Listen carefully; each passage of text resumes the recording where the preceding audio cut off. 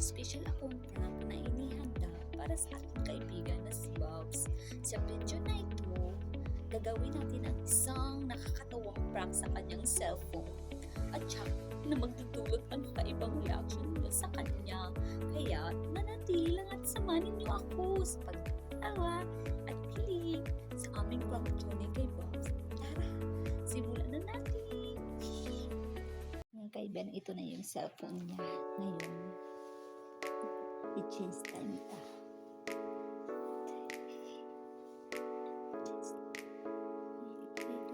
I-change time ito. Paano nahulog?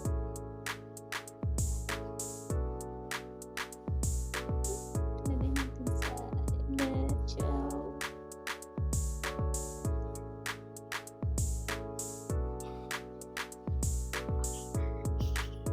Ayan, gugulat ka na.